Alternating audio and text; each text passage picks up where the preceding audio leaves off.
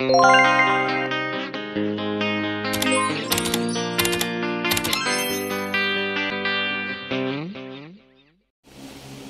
guys! Good morning, good morning! Welcome back to my channel. For today's video, mag-unpack tayo ng ating parcel. May dumating sa ating parcel na coin parcel. So, tingnan natin. Let's do it!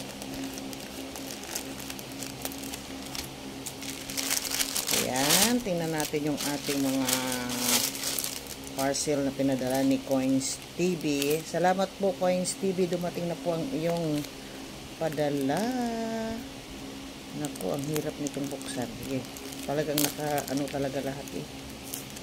Maganda ang pagkabalot, talagang walang mawawala. Ano ba to? Dito na lang. Ano na lang natin. Ayan o. May karton kasi. Talagang nilagyan niya ng karton. Ayan. So, tingnan natin. Kasi meron tong kasamang ano. Oh, ay! Meron pa kami na ano.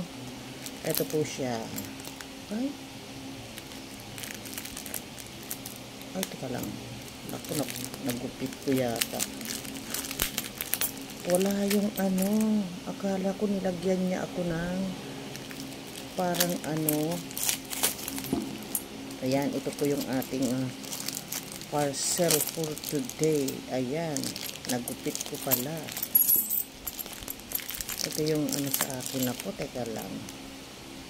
Mag-ano uli ako yung sa ano.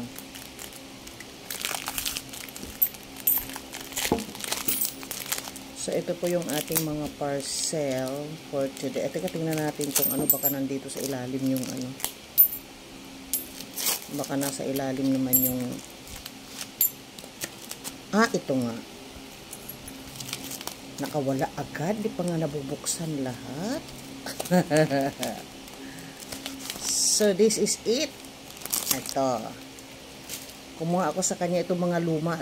Ano pa ito eh. Ito yung Japanese government pa noon nung sinakop ang Pilipinas ng gobyerno ng Japan. So, ito po yun. 5 centavos.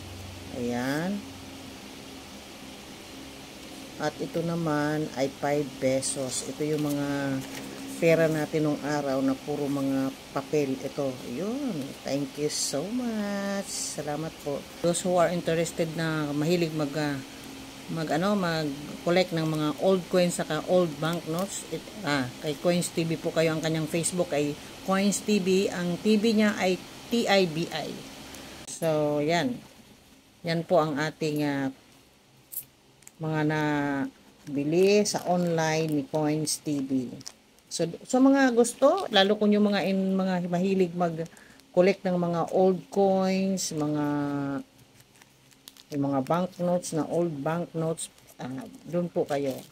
At meron tayo ditong isang token ito. Ito ay International Exposition Tsukuba Japan 1985. Ayan. So meron din tayong ito United Arab Emirates. Yan ang ating na ngayon. Yan. Tapos meron tayong tatlong half dollar. Ayan, half dollar po ito na 1971. Ito naman 1971 at 2000. Tapos, meron tayong dirham. Ito, sa United Arab Emirates po ito. At may tatlo tayong, ayan, 100 won. Ito naman sa Korea. Coin ng Korea po ito. Ito naman, coin ng Canada, 5 cents. Yan, ito po siya. Meron tayong half penny. Ayan. 1946 na ang naka-feature sa si George VI. Ito naman, 1961, Australia coin din half penny na ang features po dito si Queen Elizabeth II. At meron din tayong coin na sa Italia, Repubblica di Italia ng 200 lire. Ganon din ito, Italy din to 20 centimes. At meron tayong dalawang 50 cents na Hong Kong coin. Ayan po. Ito alam ko sa Japanese po ito, coin na to. Search na lang po natin kapag i-update price natin ito. At ito naman, ayan, Kuwait yata ito. Ayan, Kuwait coin. Ito naman, 5 pitas. Pitas. Ayan. Si Juan Carlos. Espanya po ito.